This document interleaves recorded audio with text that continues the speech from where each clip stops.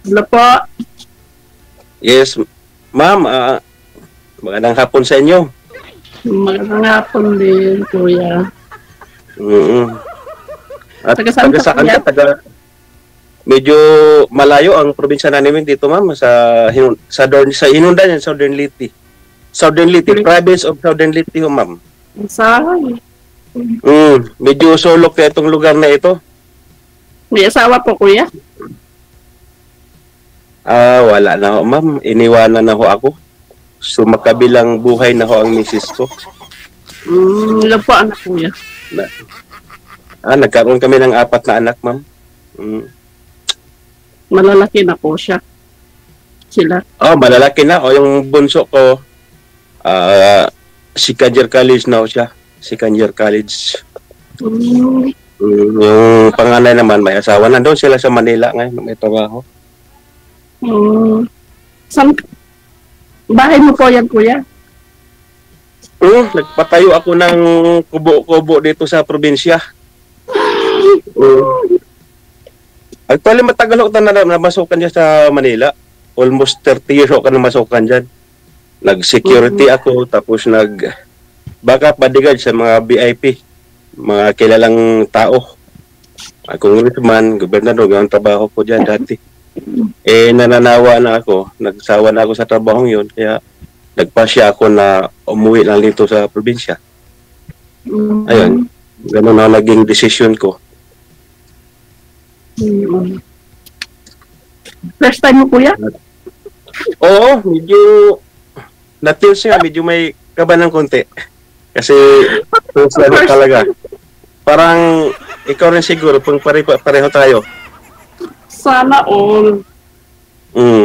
Parang isa lang ang naramdaman natin. Medyo kaba. Pero okay lang. Para man tayong pare-pareho. Parang ano naman tayo.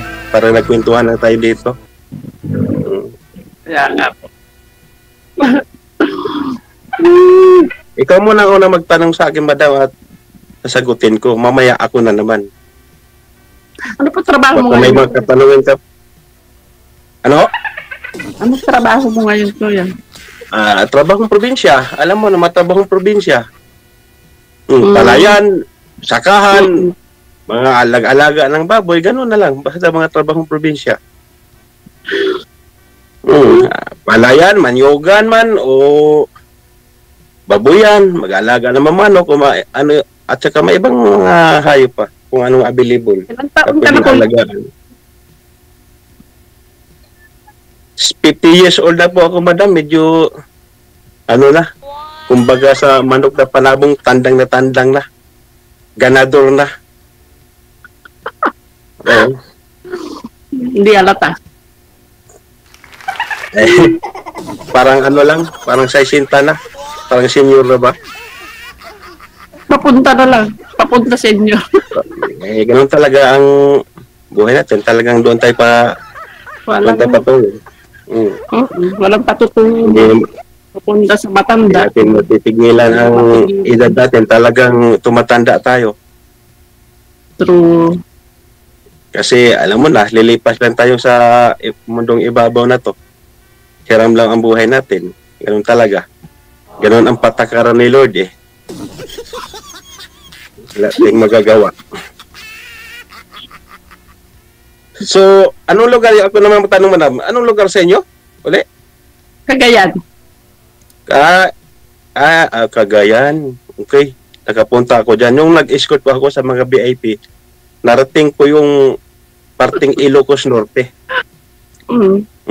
Ilocos, mga Abra, Kalinga, Benguet, Pangasinan, mga basang Norte.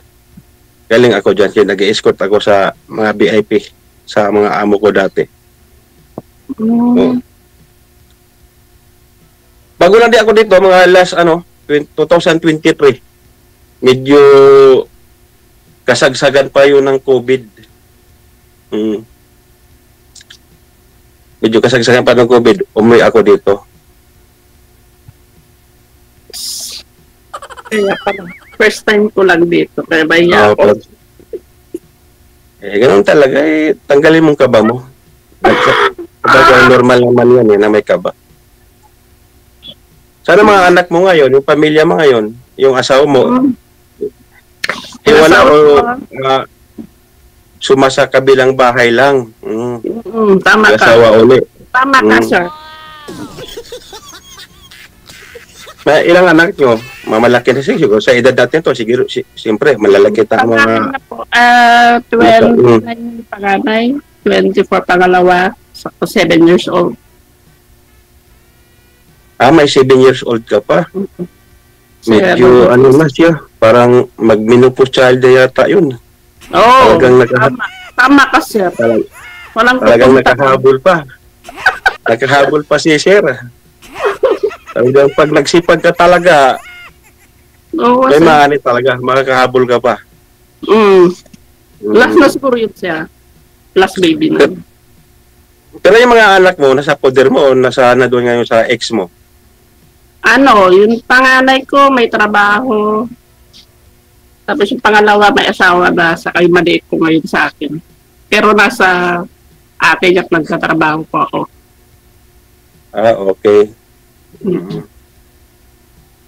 So, lahat kayo, siyempre, may mga komunikasyon sa mga anak, di ba? Kadang katulad ko. Siyempre, kailangan din ng kalinga sa ating mga anak. Hindi natin alam, baka mamaya kung ano lang bisyo na pinasok, di ba? Kailangan din malaman. Parang may kumikiliti dyan sa gilid mo, Wala, sir. Parang may kumikiliti. Lagi kang nakikiliti. Hindi, kinakabahan lang. Kinakabahan. Okay lang yan. Parang, isipin mo naman, parang nagkwentuhan lang tayo sa loob ng bahay o sa mga kapitbahay. Parang, nagmamarites lang tayo, ganun. Bagay.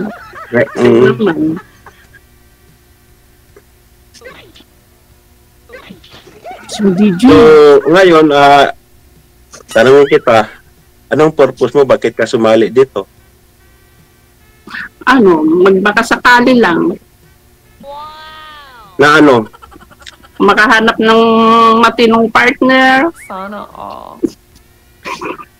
Magbabaka sakali para iwanan muli. Puro, mahanapan puro loko-loko Hindi naman lahat. Hindi naman lahat. Huwag man mga lahatin. Kasi meron pa mga matitinong malalaki sa ibabaw ng mundo. Meron pa man natitirang matitino Hindi nang malahat loko-loko. Siyempre, hindi man pare-parehong tao. May maluloko. At siyempre, huwag ka rin magpaloko. Ilatisin mo Lokohin ako. Bago mo isuko ang bataan, kailangan kalitisin mo muna kung sino yung lalaking napupusuan mo. Baka mamaya, maglaho na parang bula yun. Tama ka, sir. Tama. Malaking check. Kailangan ilatising maigi. Ganon din sa amin, mga lalaki. Hindi porket nakapalda, banat ka ng banat. Mahirap yun.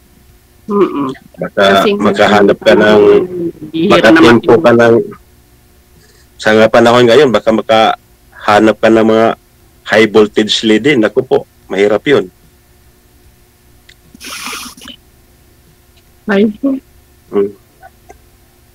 Anong pinagkabalahan mo ngayon dyan sa inyo? Caregiver pa. Alaga ka ng may mga karamdaman, mga senior na tao, siyempre. Mayroon man namang hindi pa senior pero may mga karamdaman, Kasi caregiver nga. Diyan lang din sa lugar nyo, diyan ka na masukan o sa ibang lugar. Dito po sa malapit lang pala sa bahay nyo kung ganon. Malayo-layo rin. Takot na ako mag-abroad. Dati kang OFW. Australia po, pumunta ako sa Australia pero ayoko na po. Bakit naman? Mahirap. Takot ka sa... Mahirap malayo sa family. At least naman, kahit malayo, maayos na naman yung kinikita. Diba?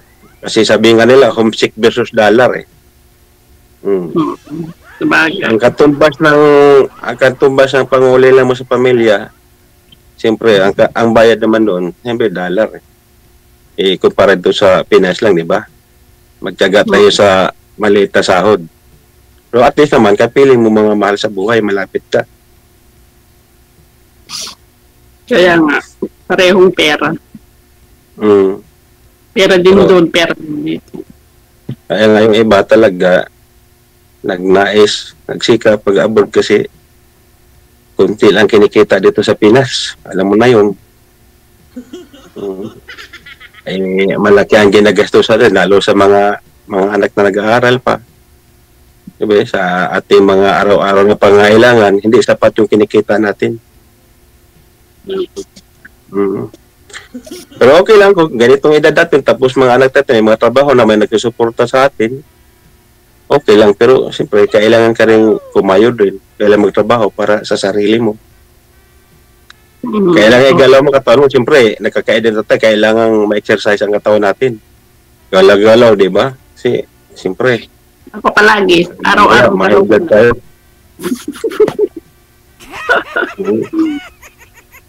Medyo mukhang seryoso lang ba yung usapan natin, yung mga OGs natin, hindi na natatawa.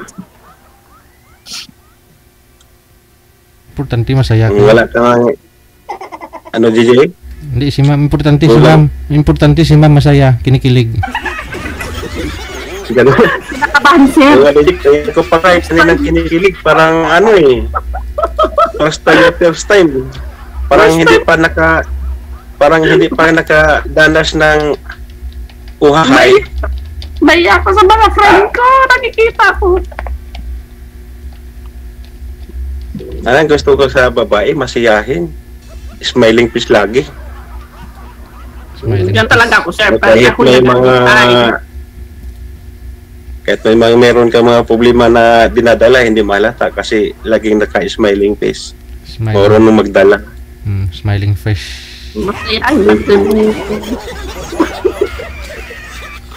Kahit napupuno na, kahit binabala ko bag na DJ ang ulo, ang buhok sa daming problema, pero hindi pa rin halata. Basta may kulay. Kumikisi. Marami na akong puti. Matanda ako.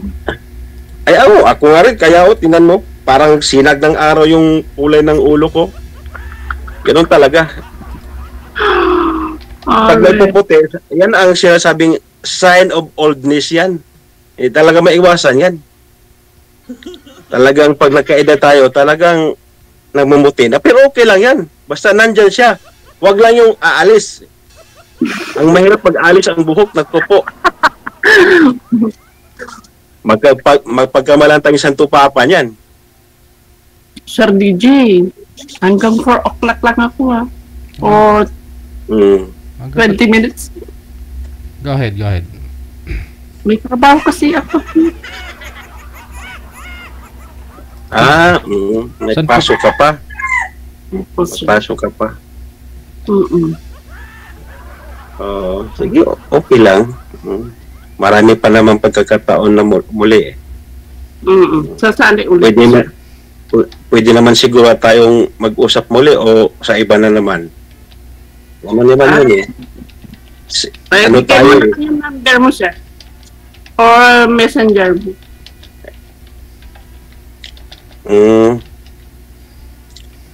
Busy okay, maya na lang. Basta pwede ba tayo magbigay ng totoong pangalan?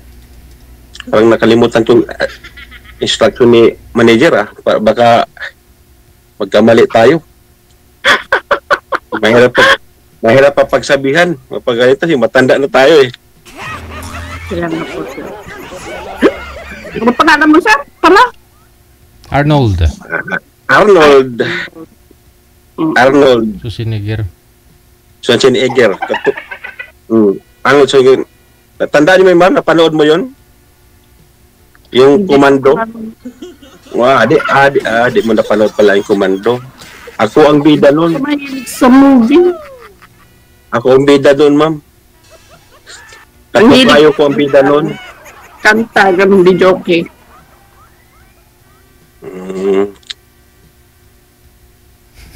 Ang layo ng sagot ah. Sir DJ. Nga pamimi, dumaan na ang ano eh. Ang layo ng sagot ni mama. Parang na out of topic ka, ma'am ah. Parang nagpadala ka sa kaba. Kalabugin mo ng dibdib mo para maalis yan. Ganun mo, oh. Maalis yan. Ganon? Huwag kang papadala nun.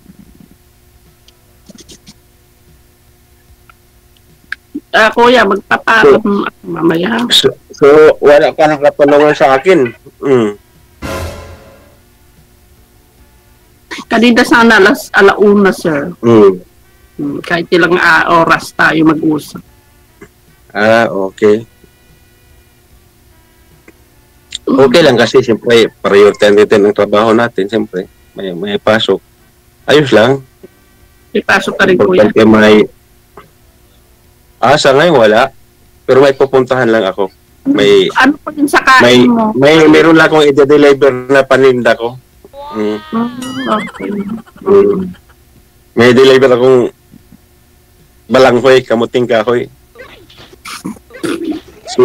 Si Sir DJ, kumakain ata ng kamuting kahoy yan, yung balanghoy, tatawag sa probinsya, lalo pag gataan na sukalan, ako masarap yan. Di ba, DJ? Kinakain nga yung balinghoy pa. Balanghoy pa. Ay, yan ang gusto ko sa DJ. Talagang nagkakaroon ako ng ideya tuloy niyan. Alam mo mga lagot mo kung tawagin sa salitang Bisaya, lagot mo mga saging, kamuting kahoy, kamuti. Marami dito sa amin.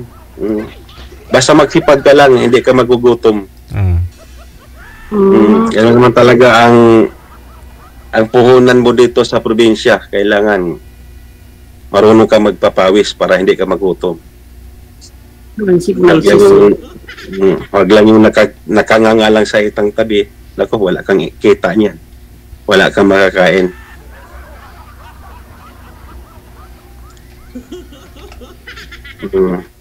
Walang Madam, parang tamimik ka na. Hindi, wala pong signal. Walang signal. Dito rin sa amin, pag medyo okay nga rin, medyo umaraw. Pag umulan, ako po, nawawala ang signal. Huminihina. Maambon ko kasi dito. Kanina nga, na wala yung signal ko. Pag tawag na, namamatay siya, nawawala bigla. Nagka-loko-loko na ang signal.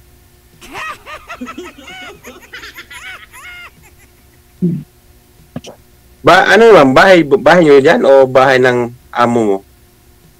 Bahay pala, kaya papasok ka pa lang, no? Bahay nyo dyan. Yan dating bahay ng ex mo. Hindi po, sa boss ko po. Hindi. Sa boss mo yan.